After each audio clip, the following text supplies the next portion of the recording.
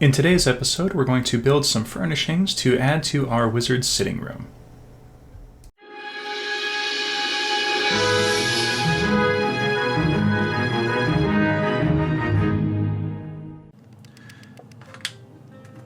So, I was looking at the floor for the sitting room, and I don't have a ton of space to work with. But what I'm thinking I am going to be able to do is put in a table and a couple of chairs. So that is where we're going to start.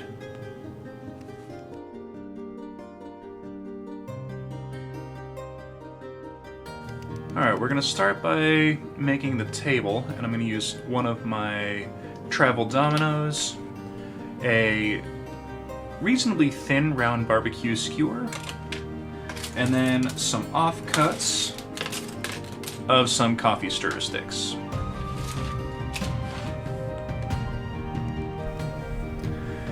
Now, I knew one thing right from the start, that I wanted the table to be relatively close to the ground. So, knowing that, I wasn't really worried about the table looking a little too thick. And I kind of remembered some of the old style coffee tables that were rather thick based and kind of low to the ground, so I kind of decided to model this after that. So much like the prep table for the kitchen area of the ground floor, I started by just wrapping the domino with some of the various cuts of coffee stick. And this is going to give a nice thick kind of durable looking coffee stand for, well, a coffee table for the sitting room.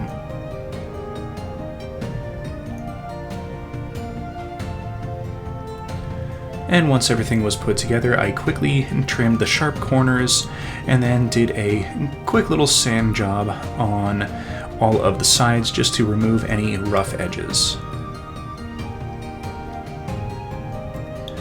Now, using the barbecue skewer, I had to determine how long I wanted the legs. And what I'm going to aim for is the bottom of the table being roughly a 1/4 inch up off the ground.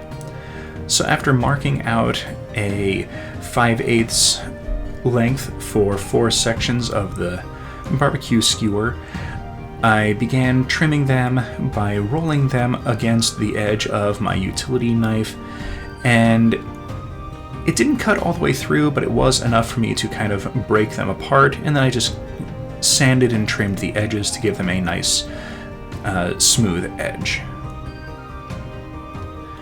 Then, using a drill bit that was roughly the size of my skewers, I started by drilling a simple little pilot hole, and then drilled in at an angle. Now, the dominoes are thin enough and made of simple enough material that drilling into them was very easy. And I was able to make a kind of angled table leg that I think would look a little interesting. Now, I've already fixed 3 of them into position, but attaching them is just as simple as putting a drop of super glue into the hole and then fitting the leg into position and just kind of sliding it in until it's the rough height that I wanted and made sure that it maintained an angle. And there we have it, a nice, simple little coffee table. Now that that's done, let's make some simple chairs. Okay, now that the table is built, we're going to make a chair, and we're going to use some toothpicks and this remnant of a craft stick.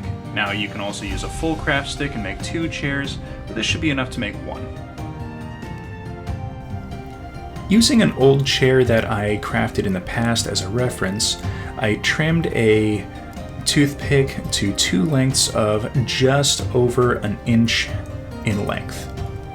This is going to give a nice kind of a baseline for the back legs and supports of the chair. And I wanted these to be a little bit more fancy, so I kept the points as kind of a little extra decoration. And then for the seat of the chair, I marked out 5/8 of an inch on one piece of the craft stick and then a 1/4 inch on the other. This will give me a fairly shallow seat and a high back with a nice little curve on it. Once I had trimmed the craft stick and filed down the edges to make sure everything was nice and flat, I started considering how to put it all together. And what I decided on was a simple line of some gel super glue and then fitting them together in a nice little 90-degree backing. And used a Jenga block to make sure that everything was nice and flush. Now I wanted the bottom of the seat to be just about 1/4 of an inch up, so marking out a line on one of the toothpicks, I used that as a guide and then applied my super glue to the backing of the chair and then lined everything up to the mark I had made, and that gave me a nice pair of back legs and supports on the back of the chair. Now, I needed a little bit of extra support to attach the front legs, so I made the seat a little bit wider by attaching a couple pieces of toothpick to either side. And this is partially to give it a little bit of an extra visual, but also mostly just to give a little bit more support for the other legs of the chair. Now, the previous chairs I made didn't have armrests, and I wanted these to be a little fancier, so I glued another piece on just to kind of give it a little bit more to have as a visual. And as you can see, it's proving to be a little bit fiddly with gluing into place. So I tacked on a little bit more glue and then used the leg of the chair to kind of hold everything into position. And once this was dried, I attached the other leg, and then our chairs were finished. So now let's add a little bit of decorations for the table.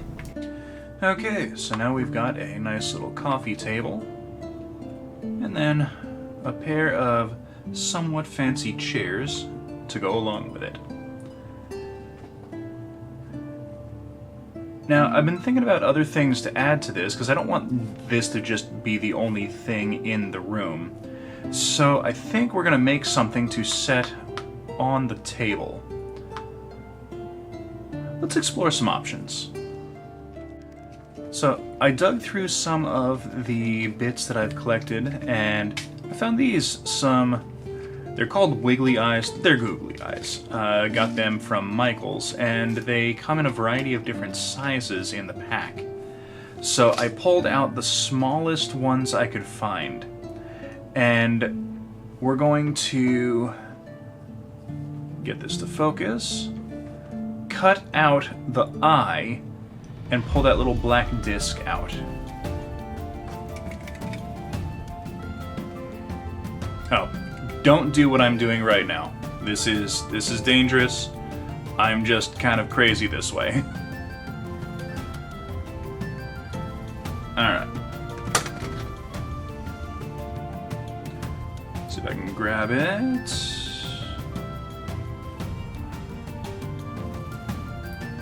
There we go. So what we've got is a really tiny little black disc.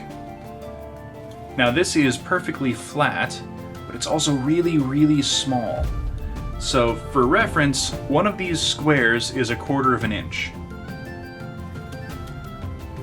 That is how big it is. So what I'm thinking is I'm going to cut a bunch of these out of the eyes, and then we're going to make a plate of little cookies or crackers or biscuits that are going to be on the table.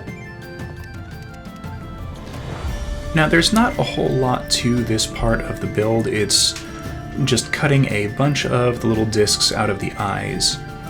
And I was trying to decide the best way to kind of display them, and originally I was thinking of just kind of gluing them together and then putting them onto something, but then I found this little button in my stash of supplies.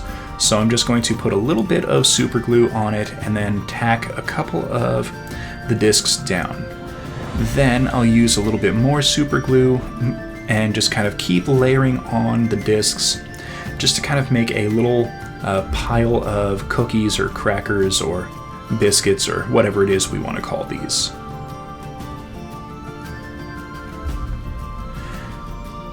Now, I'm going to have to paint this at some point, so I'm going to attach a toothpick to the bottom as a way to kind of spray prime it.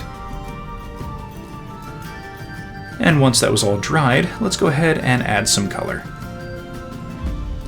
Now for the table and chairs, I decided to go back to the burnt umber ink that I had and just do a simple little staining wash on all of the wood surfaces. Now, I did make a few mistakes with this. I'm getting a little bit too overconfident with the ink, and that has led me to not wipe off as much of the ink on the brush as I probably should. So a few areas ended up being really dark stain as opposed to the lighter stain that I would prefer. So some of these areas ended up being really dark and others are really light. Now fortunately, I can kind of explain that as different types of wood being used for the various construction methods, and if I really am concerned about it later on, I can do a dry brushing to kind of change the colors and lighten things up later on.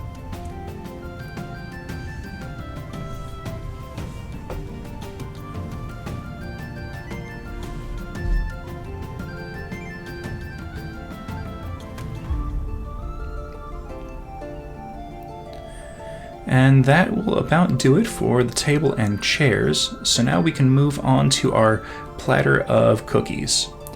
Now I took this out and gave it a rough spray prime with some khaki tan. And I decided to kind of lean heavier into the more travel biscuit or kind of cookie idea and did a decent coating of some raw sienna. And this is just to kind of make it look like a plate of baked goods.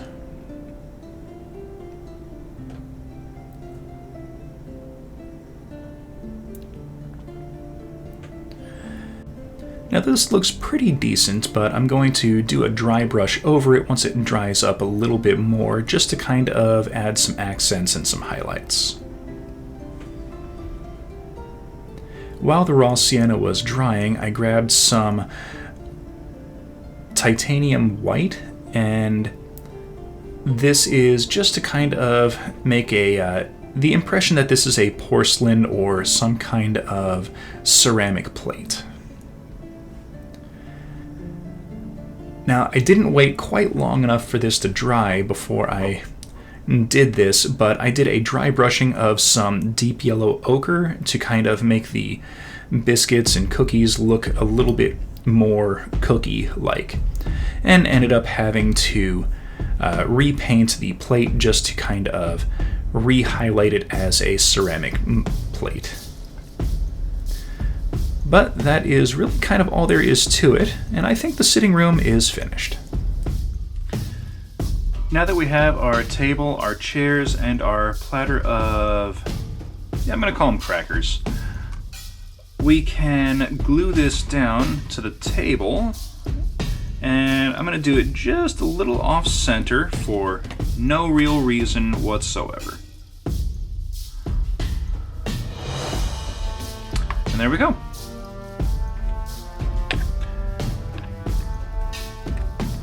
So now,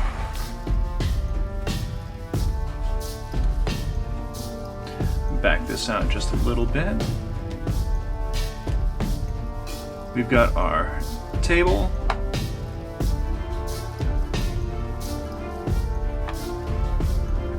and a couple of chairs.